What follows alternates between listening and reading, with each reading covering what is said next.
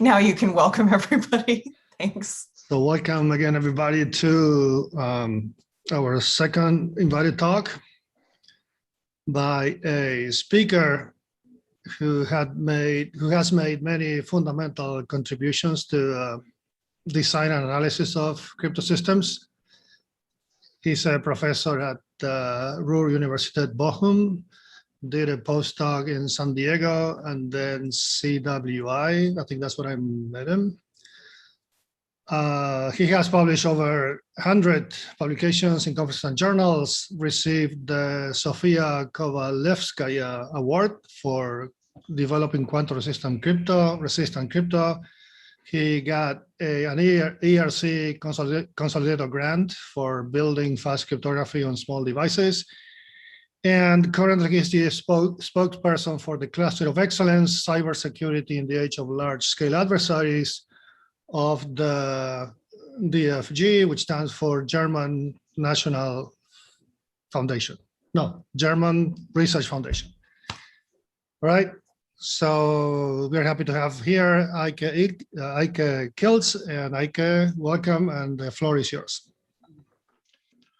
Okay, yeah, thanks, Juan, for this introduction. And well, thanks for the program committee to inviting me to give this talk.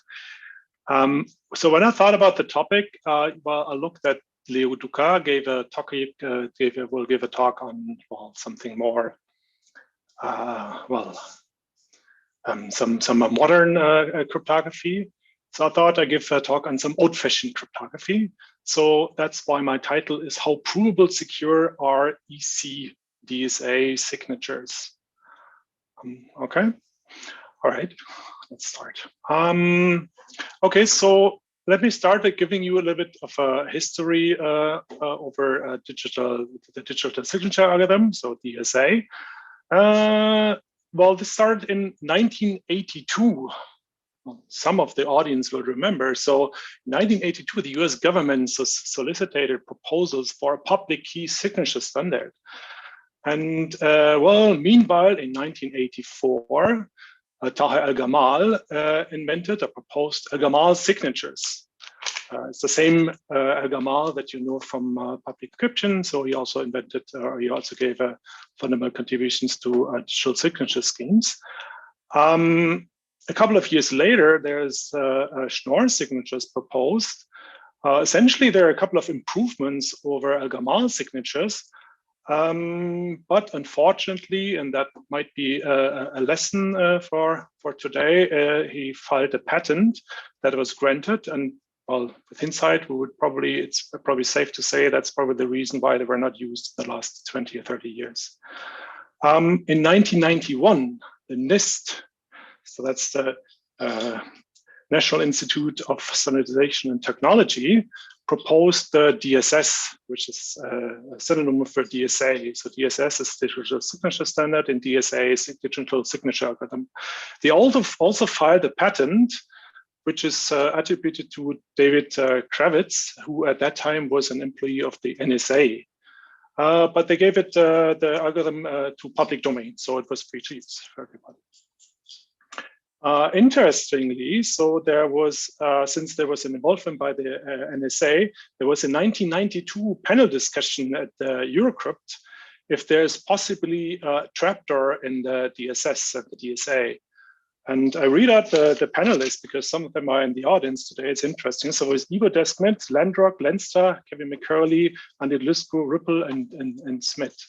There was a lively panel discussion. I mean, there's no video of that, but there is something like formal statements of each of the panelists in the proceedings of Eurocrypt 1992.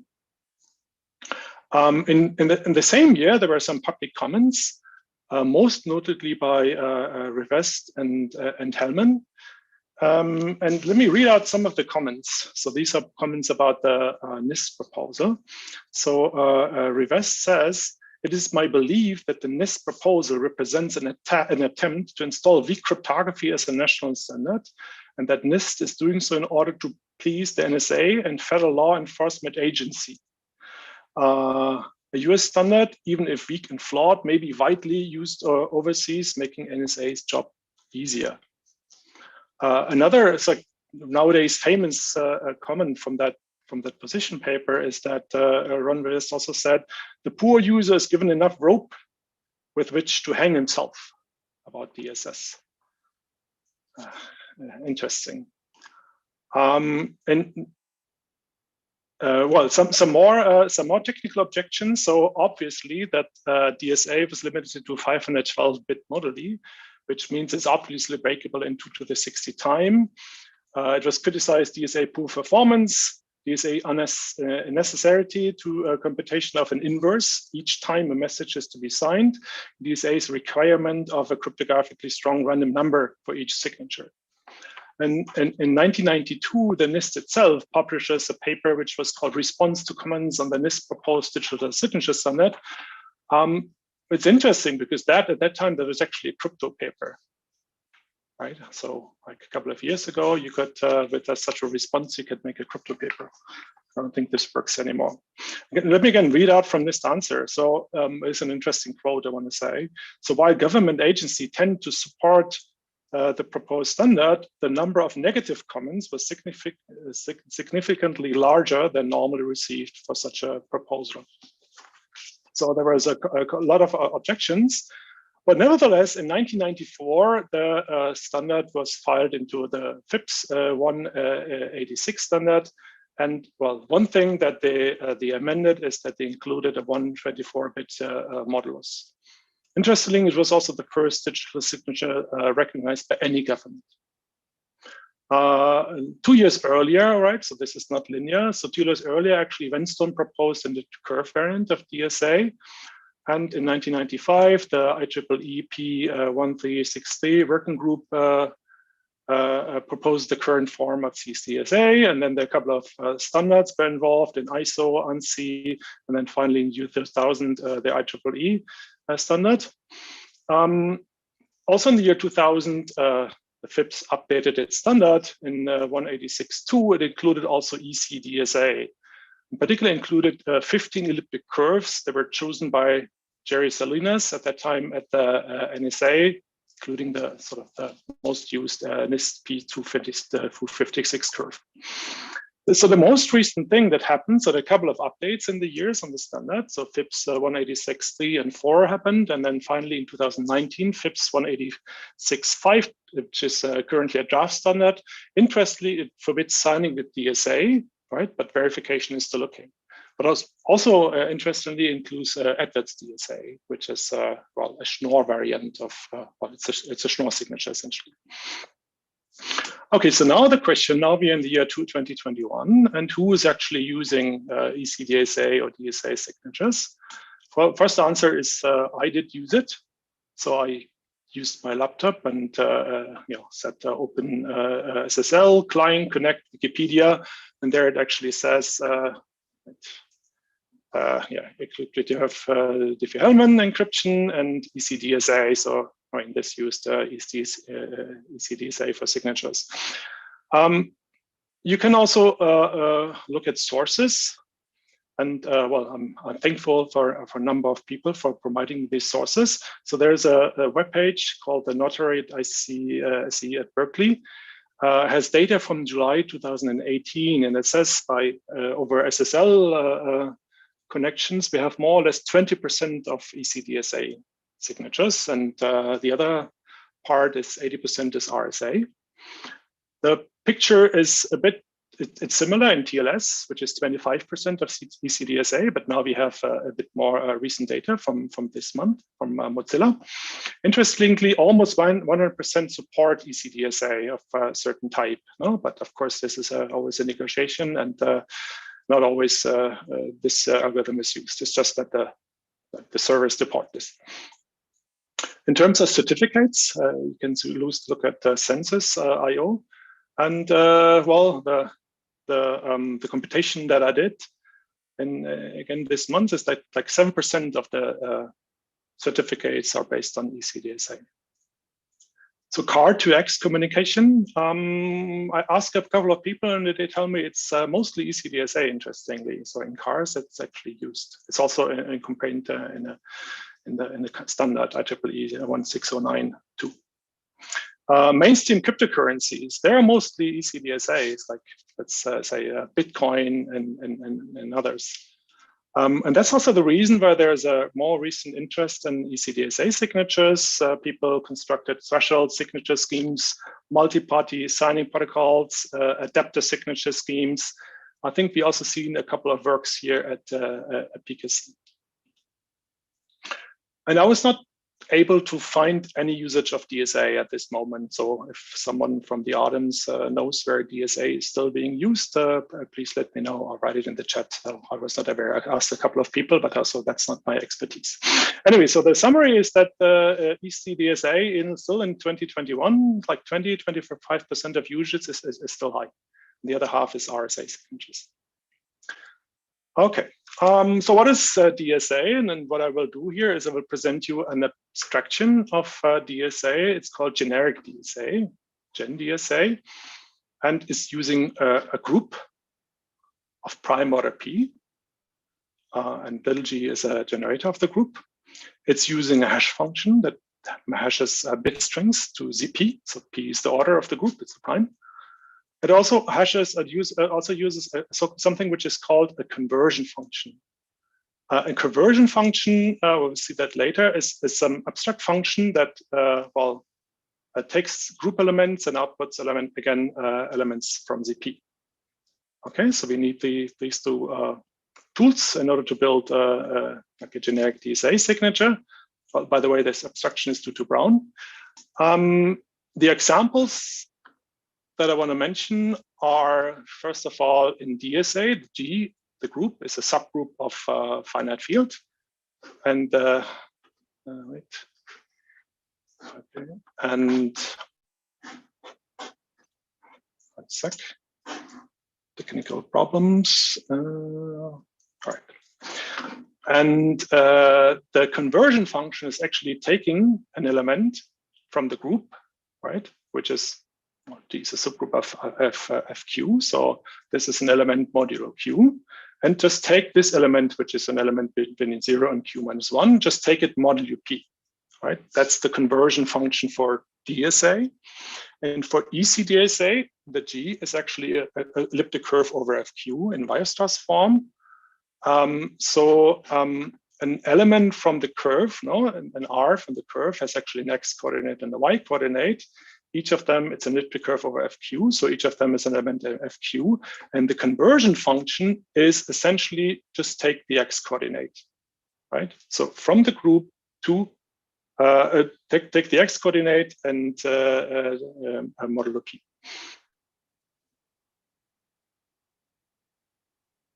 I think this should be a finite field over FP. I think I was mistaken. So just taking the X coordinate and then we are done. Okay, so these are the two examples of generic DSA. Building blocks, how does DSA look like? So key generation, so the secret key is a little x, so the public key is a G to the x, and that's all, plus the group description. In order to sign a message is again an arbitrary bit string, what do? So you first pick a uniformly random exponent from ZP star, little r, and compute capital R is G to the R.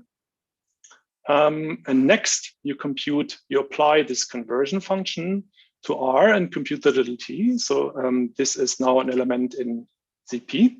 You also hash the message here, right? So hash of M is little h. And then this is sort of the signing equation. So the S is h plus t times x divided by R, and the whole thing modulo P. So what do you return? You return a signature, which is S and T in ZP times ZP. So that's a signature, and verification inputs the public key and the message and the signature. And essentially what it does, I want to go through it, but essentially recovers the capital R here, right? So the commitment, so to speak, and checks if the T in the signature, right, that one that is output here, equals the conversion function applied to the recovered R, so the R prime, and outputs 1 if and only this is the case. All right, so that sets the stage. What I forgot here, of course, because it's overly simplified, we need to make some containment checks for little s, little t, and r prime in signing and verification, but I don't want to go into details here. So they cannot be 0 or something like that. So it's clear. DSA signatures are actually a special case of Elgamal signatures. There's a deterministic variant called ECDSA. It's specified in RFC 6979. And instead of choosing a random R each time the signature is being signed, it deterministically derives the randomness in the signature process by applying it to a hash function and the secret key. Right? This is like a common way in order to de-randomize signatures.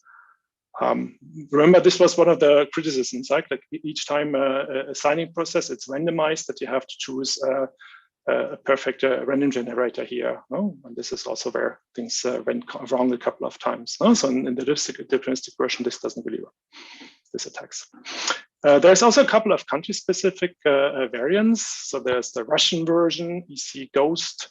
There's the Chinese version, which is called SM2, and there's the German version, which is called EC GDSA. G stands for Germany, I suppose.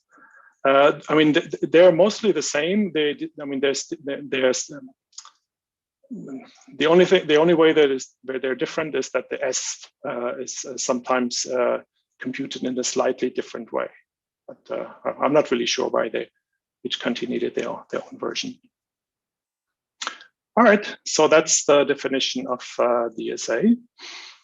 All right, so I want to talk about the security of the provable security of DSA signatures. Let's say what I want. Let's define what I want to say about the security. So, standard security notions: unforgeability against chosen message attack, or simply security. You have CMA security, where the game is the following. So the challenger generates a public key and a secret key, sends the public key to the adversary. That that can specify a couple of messages, M1 until MQ, and which he gets signed, and then has to specify a message and a signature, M star and sigma star, sort of in wins if the sigma star, if the signature is valid and the message was not queried before, right? I mean, this of course captures the scenario that the adversary has seen a couple of signatures on message of his choice, and then still is not able to forge a signature on a fresh message. There's also a stronger variant called strong unforgeability, where essentially the adversary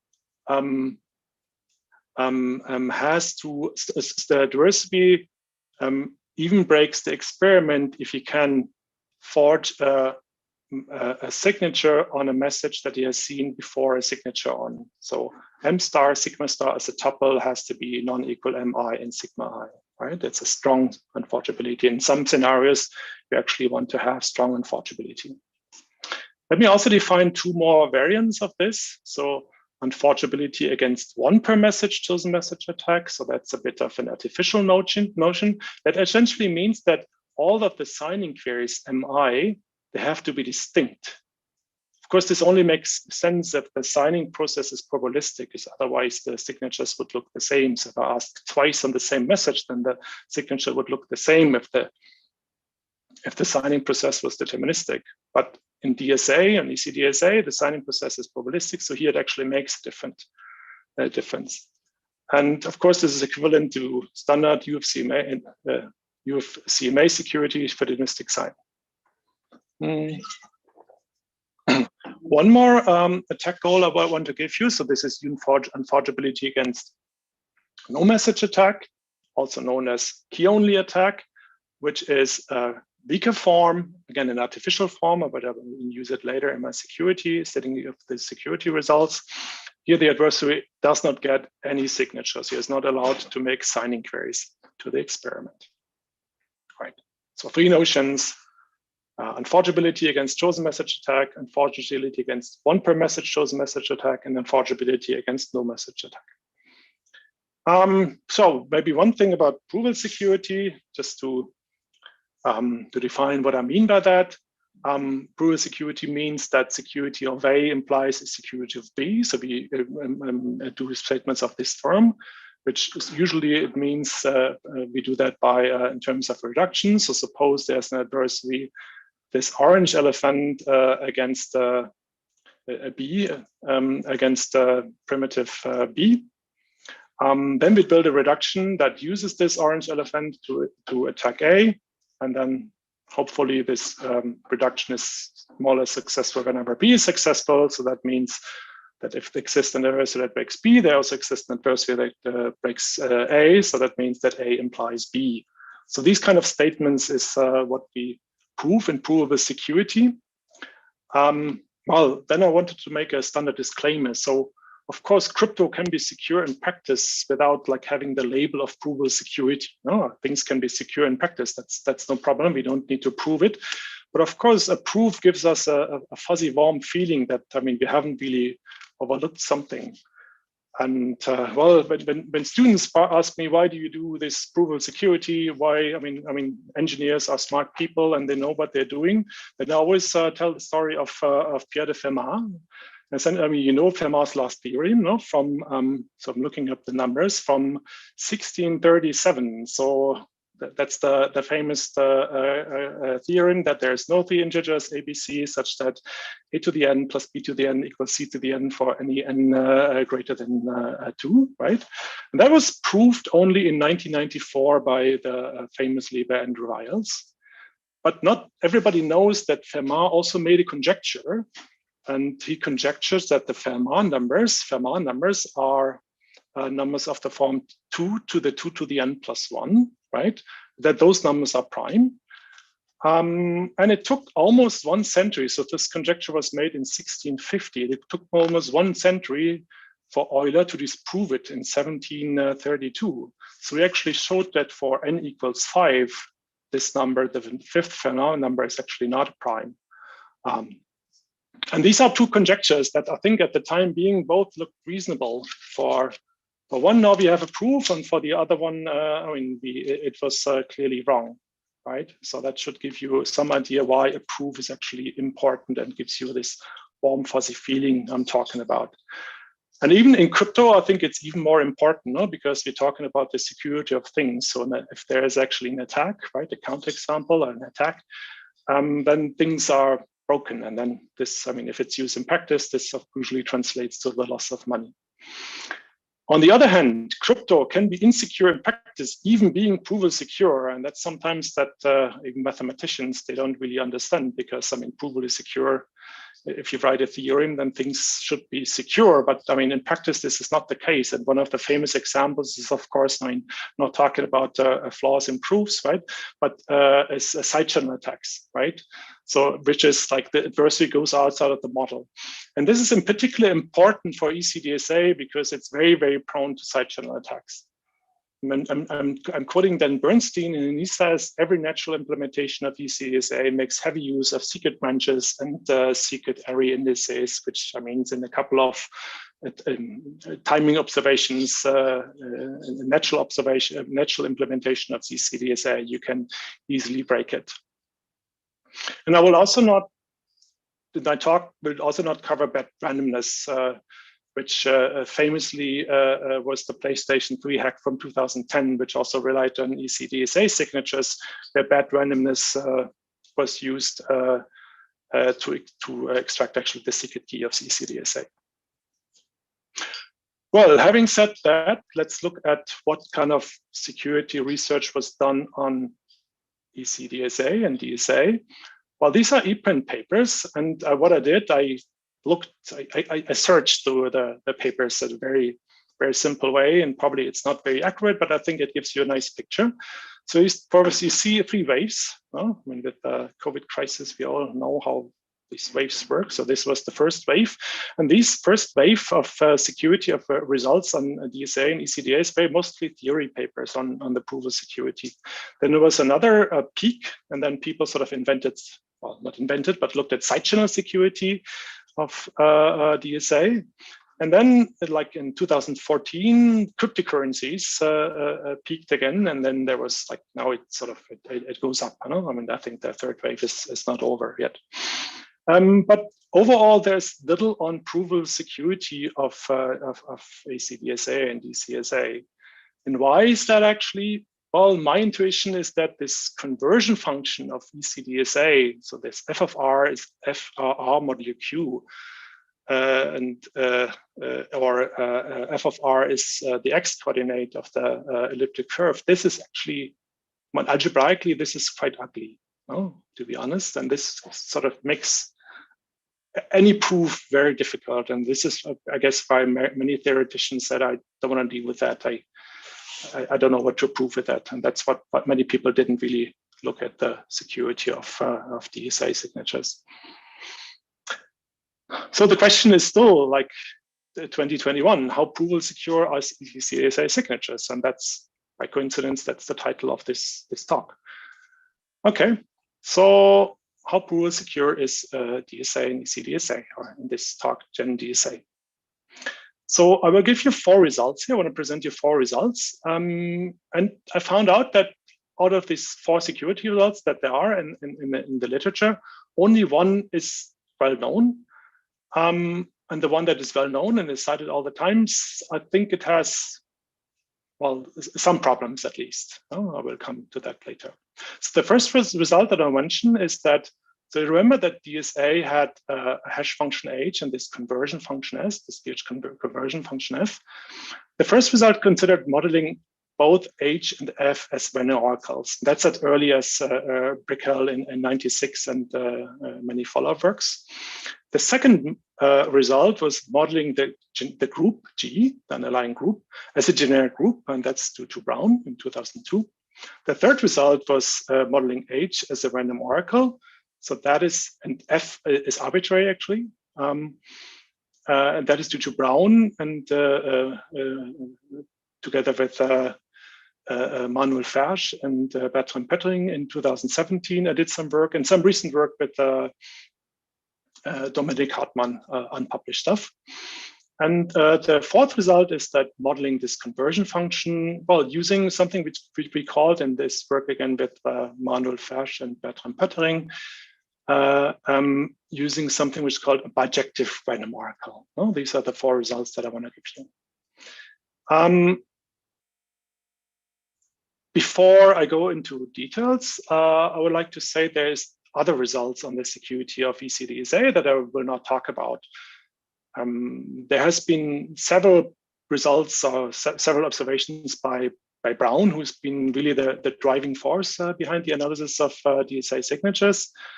Very interesting reads, all of them. Serge Wardinet did some on, I think, sufficient conditions for security, and there's other people that did a lot of work, in particular on the insecurity, like breaking side channel attacks and breaking the security of DSA. Okay. So now I want to give you the result of modeling H and F as a random oracle by Brickell. All right, so let's recall what are Gen DSA signatures. So this is again the signing routine, just for your reference. And the first theorem was that if F, the conversion function, is a programmable random oracle, the hash function is also a programmable random oracle. The group, the underlying group, is hard, has a hard D-log, so it's hard with a hard D-log problem. Then this theorem shows that the generic DSA instantiated with G, F, and H is secure. CMA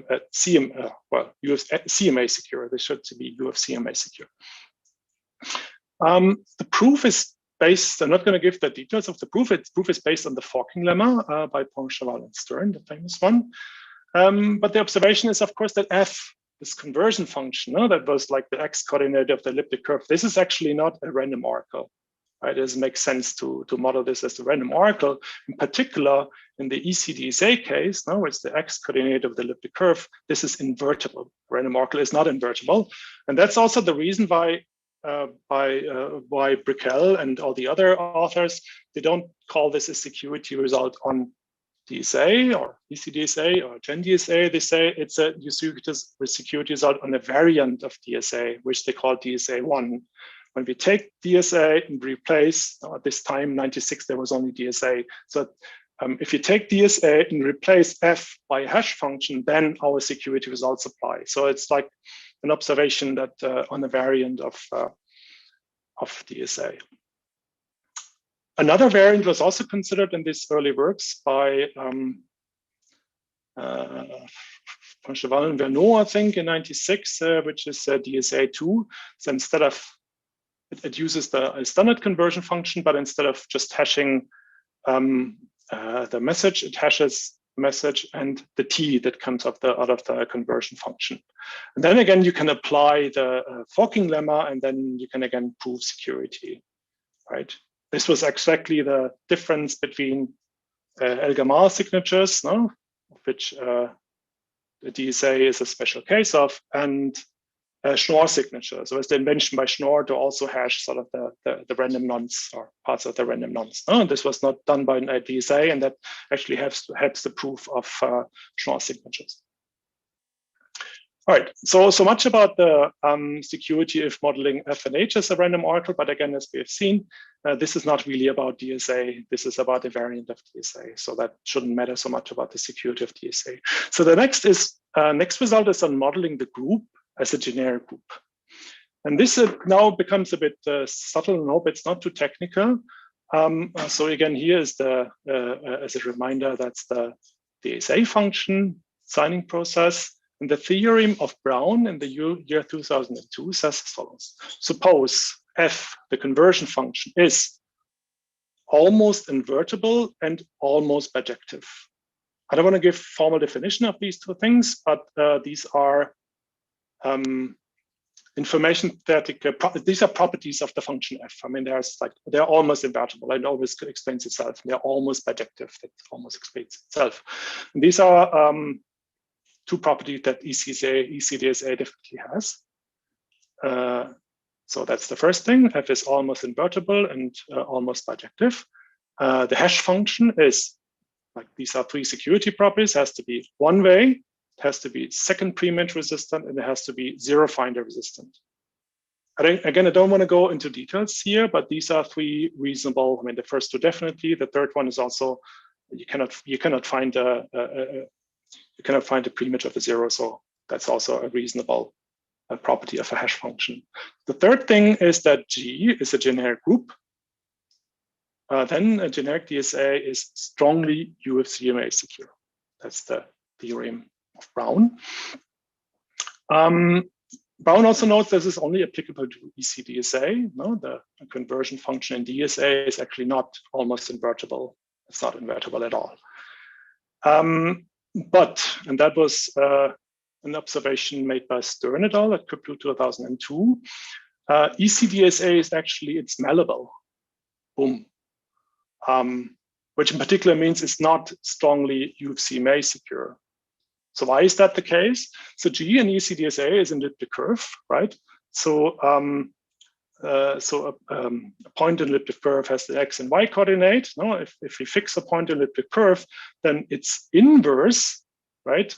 So remember, now we're using weird notation. We use multiplicative notation for the group. So usually we use additive notation for elliptic curves. So inverse is r to the -1, and multiplicative notation is rx and minus ry. No, so it maps on the y-axis the point. So that means if f of r is rx, is the x coordinate of the elliptic curve, then f of r is the same as f of r to the -1. Okay, because it forgets the y coordinate.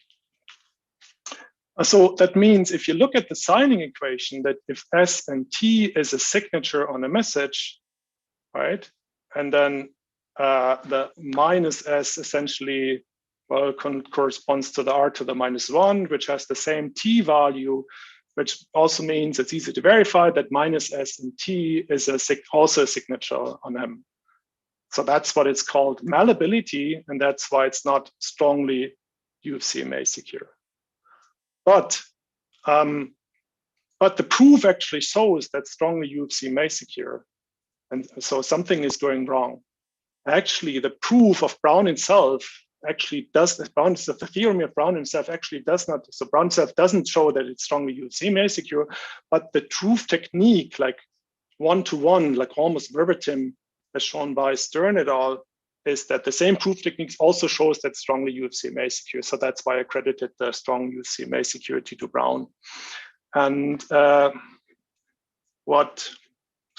I have to change my setup, otherwise I cannot see what it's written there. what Stern et al. Actually say about this is what goes wrong here is the adequacy of the model. The proof is correct, right? But the underlying model is flawed since it disallows production of malleable signatures. And here in this talk, I think I want to explain a bit what's really going on here. I think there's a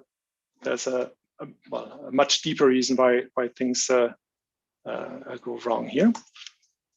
And the problem is that it's not really clear what this means. Like if you model DSA or generic DSA in a generic group, what does this actually mean? What does this model? How do you model this actually? Let's try that let's go through this. And let's go, let me start with giving Shoup's generic group model from Shoup in 97. So suppose we have a cryptographic experiment defined over some group. You might think of just the discrete logarithm problem. So g to the x, given g to the x and g, compute x. Okay, and the generic group model idea is that adversary can only exploit the group structure to solve this problem. And the implementation of this idea is that the access to the group is restricted to random encodings. This is executed in the following way. So the experiment chooses a random injective encoding pi from G to some A. So A is some subset of 0 and 2, so some bit string is some set that has to be at least as large as G, sufficiently large. And when then pi of G, so the experiment is executed, where each appearance of a group element is substituted by its encoding pi of A. And the adversary only has access to the group with oracles. Let's go through an example. So this is the famous discrete log example in the generic group model. So first of all, the experiment picks a random encoding from G to A. And then experiment discrete log picks a random exponent X, and then sends an encoding of the generator and an encoding of G to the X, okay? And the adversary wins if he outputs the X in the end. And doing so, he can make maximum of Q queries. The queries are of the form, he sends 2 encodings, like can be anything in A. And what is being done is like here, the experiment inverts these encodings. So this is a group element here.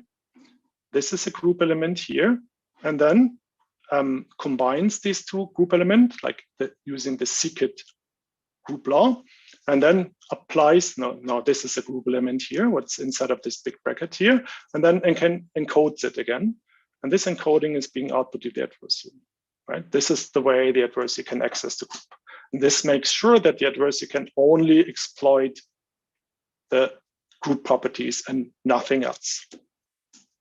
And then there's the Shoup bound, that the probability, and the probability is over the adversary and over the encoding that the adversary solves the discrete log in the generic group model is upper bounded by the number of queries squared divided by the group order, which means it's impossible. And that actually matches the lower bound.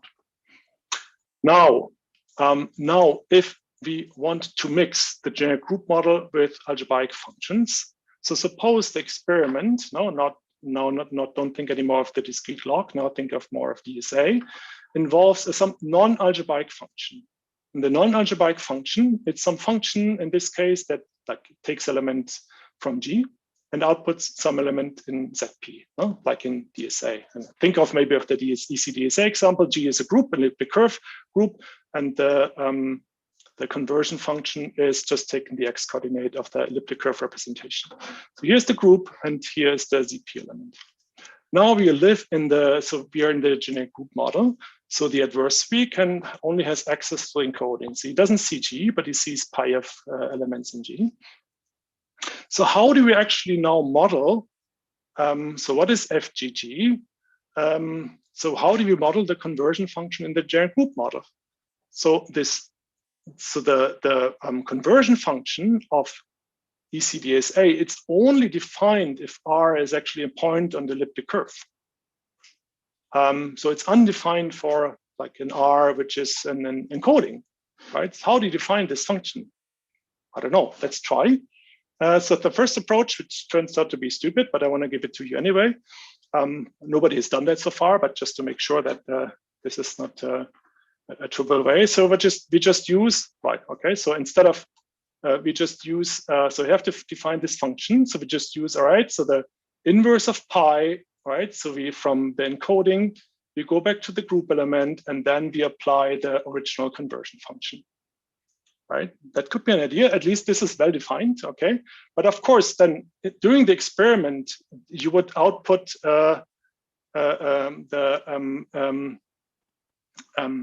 FGG of R, which would reveal information about the inverse of encoding, which would output some information about the group element possibly. You know, if F is invertible, then this would leak elements some information about the group, right? So this doesn't make any sense. No, that's in the general group model because it leaks information about the group, and this is what the general group model wants to avoid, right? So that doesn't make any sense. All right, next try, and this is what so far everybody did.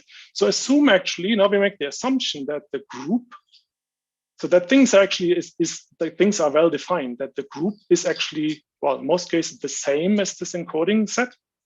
And then just define the this function here, no, the conversion function for the encoding as the same as the conversion function here, right? So assume that this is a subset of this, so just to make it well defined. Well, now the problem is that this implicitly, so now what have we done? So we fixed this thing here. So this is actually FG here, right? This is fixed, right? So it looks, what is this function here?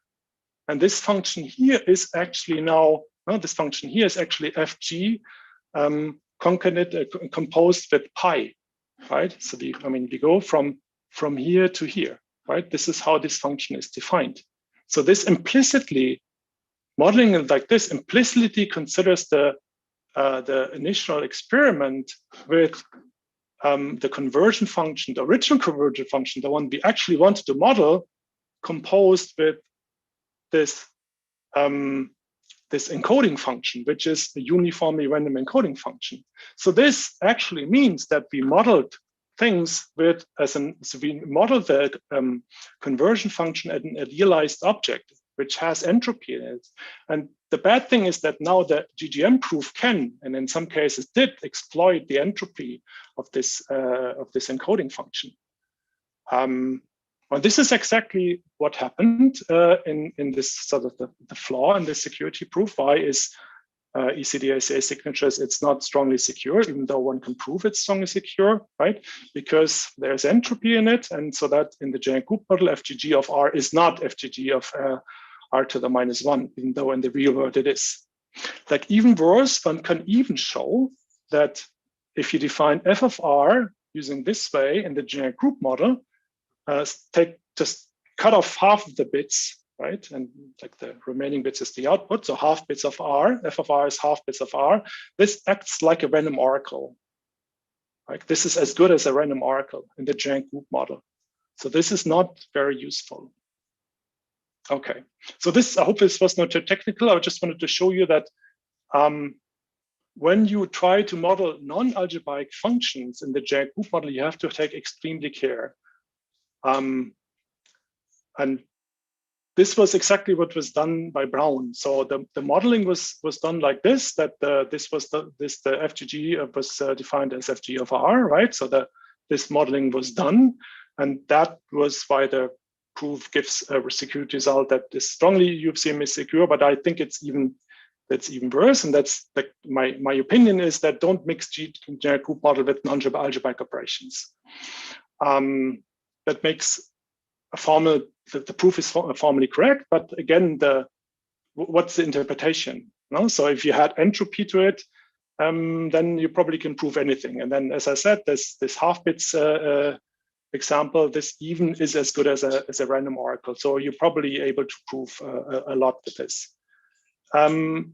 Unfortunately, the same problems were repeated over and over again. So, for example, in threshold EDCSA, the proof was repeated again. In other crypto that was done myself, and that was done as well, and even had a paper more than 10 years ago that sort of did the same. It's not a mistake, but it's like it's a it's sort of a meaningless result, I think. So they modeled things in generic group model with a non-algebraic function, and then sort of concluded that this is secure. But with hindsight, I don't think this is secure. It's just an artifact of the model.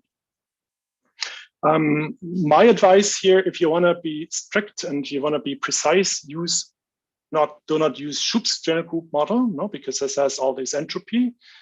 Use Maurer's generic group model, which is much more precise because it doesn't generate any entropy. It has just unique handles, and that makes things easier because there is no non-algebraic primitives in there. You have to somehow define them, and you have to make that explicit. So such unclear security results will be much more difficult to state. And one thing I wanted to say is that you might argue that, well, this is the generic group model. This is the generic model. I mean, somehow similar. The ROM probably has similar problems, but the ROM doesn't have similar problems because the hash function, the random oracle, models the hash function as perfect and ideal. But the hash function still has the same domain and range. So the random oracle does not have any similar problems.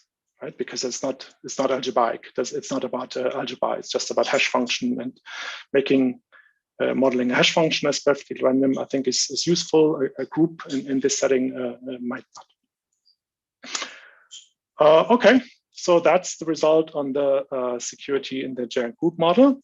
So the next result I want to give is that modeling H as a random oracle. That was Brown and then later a bit formalized in two more papers.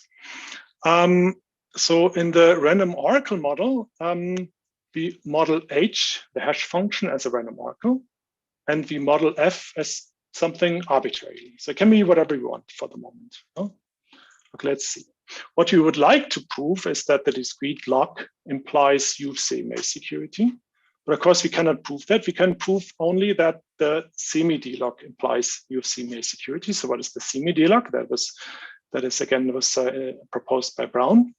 So the semi-D log, essentially, given a public key, we want to forge a GSA signature on a message that hashes to 1. What does it mean? It's like input G and X, compute an S prime and T, such that T equals F of G times X to the T, the whole to the S prime. So that's the semi-D log. What we can prove is the first theorem that if F is arbitrary, H is a programmer random oracle, and G is a group with hard semi-D log.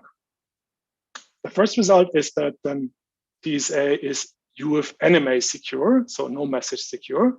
So it means that these two things are actually equivalent. Okay. The second result that there is that with the same, so F is again arbitrary, H is a programmer random oracle. Then, and the third thing is that the DSA is NMA secure. So we start from here. Then it's also UF 1 CMA secure. And I remember that 1 CMA security was only one. So each message can only be queried once. Okay. And of course, for the deterministic schemes, these two things are equivalent.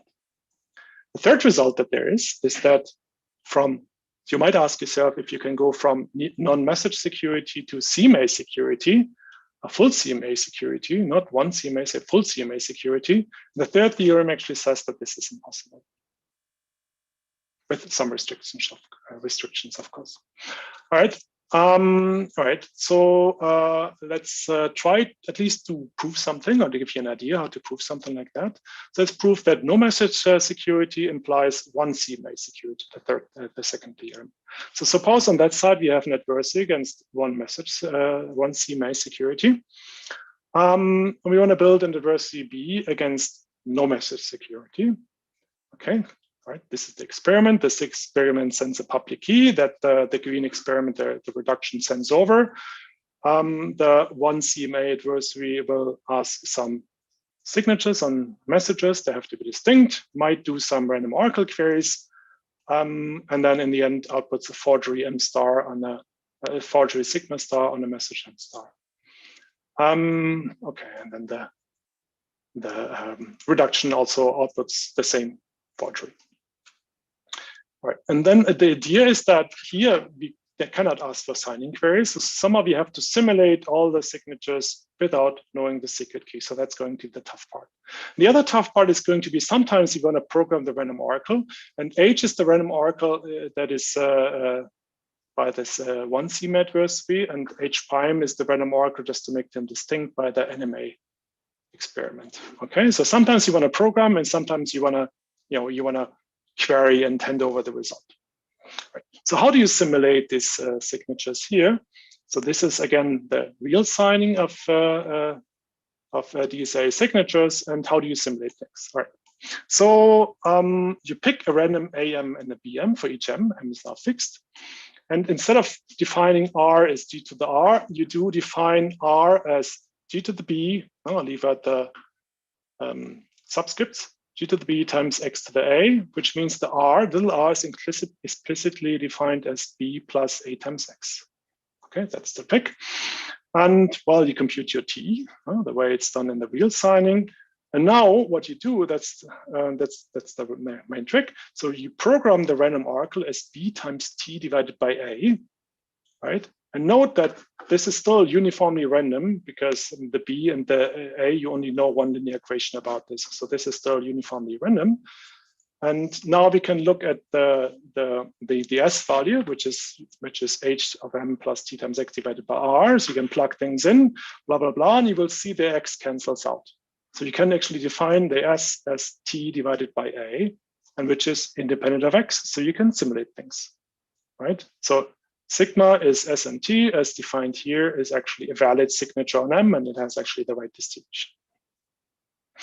Okay, and that's essentially the whole trick here.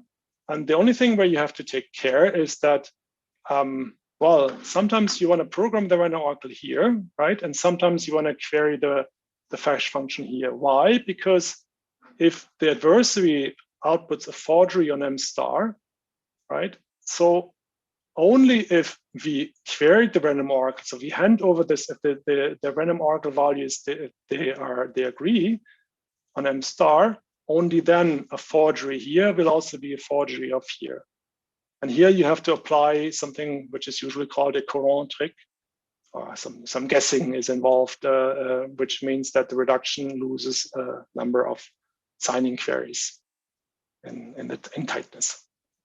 Okay, so that's this proof. And note that sort of the proof makes use of the fact that this is a 1C adversary, because if the adversary had asked for twice the same message here, we could only, so this technique only allows us to simulate one of the signing queries, because sort of we committed here in the H of N, we committed to B times T divided by A, and that only allows us to establish one signing query, not another signing query with distinct randomness. Okay. Okay, so one can also show that there is no algebraic reduction that shows that U of C NMA implies full U of CMA. So this is sort of optimal, but I don't want to, in the interest of time, and I want to go give you details here. So let me skip that. And let me go to the conclusions. So what we showed in the random oracle model, so if F is arbitrary and H is a random oracle, then we showed actually the semi-discrete logarithm problem is equivalent to one CMA security. That for deterministic DSA, this is equivalent to U of CMA security, but you're not able to prove U of CMA, full U of CMA security. Right, that's forbidden by Theorem 3 that I didn't show the proof of. And interesting, so we can boil it down to semi-discrete log, but we cannot go to the discrete log. And of course, this is not possible because all these results that I gave here are for arbitrary F. And, I mean, here at some point you have to exploit some properties of F to show that this implies this. No, and this would be here, but here we don't know if discrete log and semi-discrete log are equivalent. What we know is that by Payet and Bernoulli from 2005, that there is no algebraic reduction that proved discrete log implies U of NMA security, but in the standard model, right? No random oracles involved. Right. What are the takeaway messages for this? So first, use deterministic ECDSA if you can, right? Because then you get full UFCMA security. But of course, in some applications, this is not possible, like threshold signing might be difficult to deterministically agree on randomness. Now, of course, if you want to try to break DSA or ECDSA, then try to exploit that. No, so gather two signatures on the same message and somehow try to exploit special properties of SF to break it. Well, that's the only way that there is. Okay, so let's also extend to Elgamal signatures and to SM2, Ghost, and GDSA. Okay, so the fourth thing I wanted to say is we model F using a bijective random oracle. And I think I only have 5 more minutes, so I'll try to go through that quickly, skipping all the proofs. All right, so in the bijective random oracle model, we model F not as a random oracle, as it's been done before, but a bijective random oracle.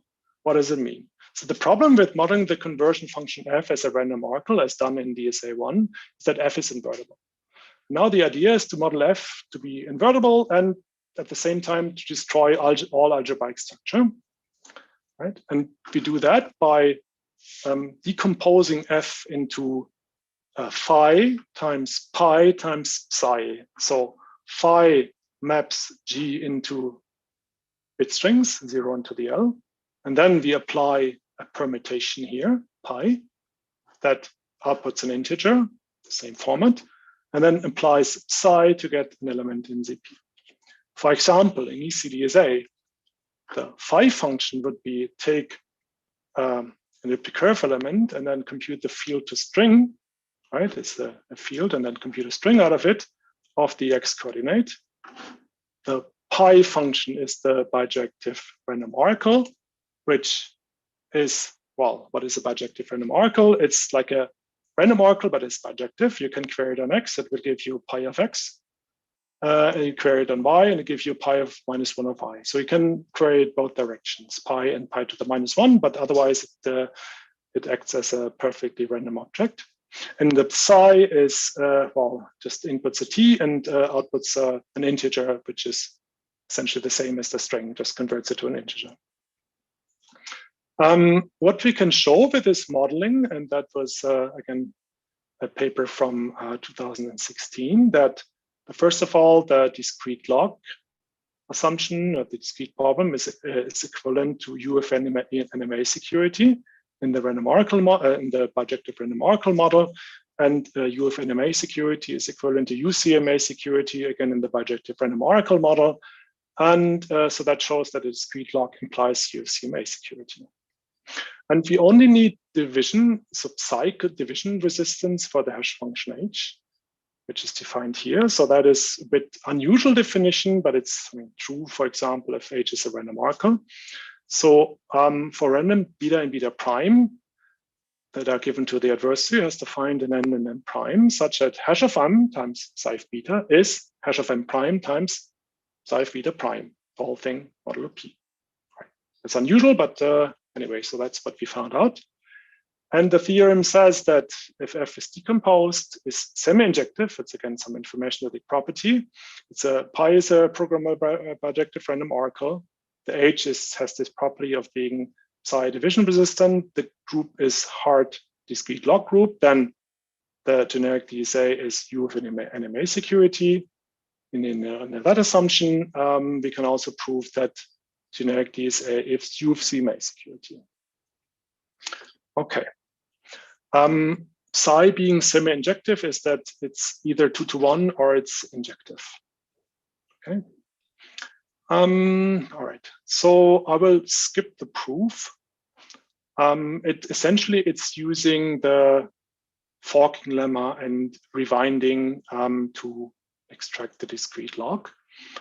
Well, maybe the takeaway messages I want to give is that what we did is in this work we modeled this conversion function where pi is a bijective random oracle. I think it's a bit more realistic than just modeling F as a random oracle, but it's possibly a bit too strong abstraction of F. So it's not really, I'm not entirely sure what it means in practice, but at least it's a step towards proving something about ECDSA. And that's, so far as I know, is the best known proof of security guarantee for full UFCMA security of ECDSA. So remember, if just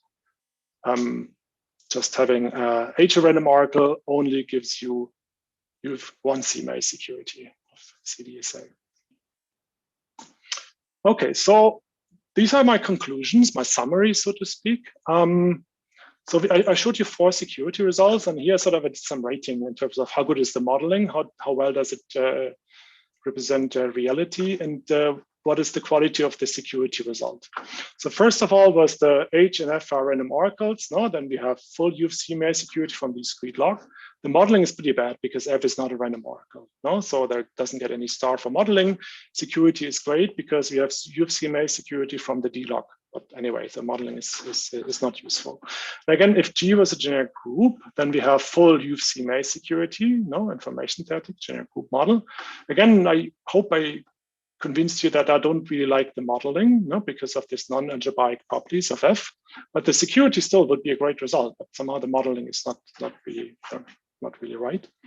The third result is that H is a random oracle, F can be arbitrary. Then UF1 CMA security is implied by the semi-D-log problem. Again, the modeling is great because the only thing that we do is we model H as a random oracle, right? That's pretty realistic, and there's no property we have to assume of F. So modeling is great, but the security is not as great, right? Because we only prove it from a non-standard assumption, and we only have one CMA security. The fourth result, where I didn't give you too much details, is that if we decompose F, and the pi, like the inside thing, is a bijective random oracle that destroys all algebraic structure, then we get UFCMA security from the discrete log assumption. Again, the modeling is not as good, but it's better than nothing, I would say. And the security is good because it again shows full UFCMA security from the discrete log assumption. Okay, so a couple of open problems. So the second result talks about generic group model with non-algebraic operations. And I gave you my opinion that I don't really like the current proofs, at least not the interpretations, but I think more people should think about that and verify. Maybe I'm wrong, no? But let's see, what is the exact meaning of these proofs in the generic group model that involve non-algebraic objects? Like talking about the third result, so this bootstraps security from the hardness of the semi-D log problem. It's not really well understood, this problem. Nobody studied it so far, but I think it's as far as we can go, and this should deserve some more analysis, not cryptanalysis, but maybe we can sort of prove it doesn't. It's not implied by discrete log, or I don't know. Some more realistic modeling of F would be great, and so there are several issues in terms of tightness. All those reductions that I gave, some of them are not really tight, and well. Okay, so that's the state of the art of generic DSA signatures. That's my last slide. So I'm going to give you my conclusions. And my personal conclusion is that ECDSA signatures are nice, but we don't really understand their security yet. There are some preliminary results, but we don't really know if their approval is secure or not. So what I would actually recommend is use Edwards DSA. So Edwards DSA is not ECDSA instantiated with an Edwards curve. It's actually a Schnorr signature together with a specific Edwards curve plus deterministic signing plus some more tricks to make it more efficient. It is actually superior to ECDSA in all measurable metrics. So it's more simple, it's easier to implement, it's more efficient, it has proof of security, it's more versatile, it's more really more everything. Schnorr was not used because it was patented in the 90s, but 20 years later, the patent expired a long time ago, so that's why it's not used. And it's good to see that Edwards DSA is used in TLS, SSH, Signal, Tor, and a couple of major projects. Alternatively, you could also use BLS. It's full domain hash signatures over bilinear maps. And that's used in the version 2 of the blockchain Ethereum, of Algorand, and also it's used in Chia. And it has the advantage it's even more versatile than Edwards DSA. So there are some more. So all these protocols, threshold and aggregation, these are much more natural with BLS signatures. And of course, and I want to conclude with that, also if you want to have post-quantum security, so we talked about discrete lock, just use the lithium or any other of the round three NIST post-quantum candidates. So far, they're secure and they're efficient and they offer post-quantum security.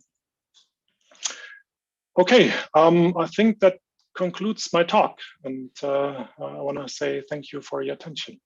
All right, thanks very much, Eike. We'll owe you the round of applause.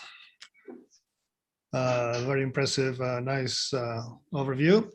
So unfortunately, we are already 5-6 minutes into the break, and we have to start in a few more minutes. But I think you have access to, there are a few interesting questions in both Zulip and the chat. It would be helpful if you just look at them, and questions about the algebraic, the AGM, and some more questions on Zulip. So if you have a chance, just take a look and answer them. All right, and again, thanks a lot for giving this talk, and we are going into the break.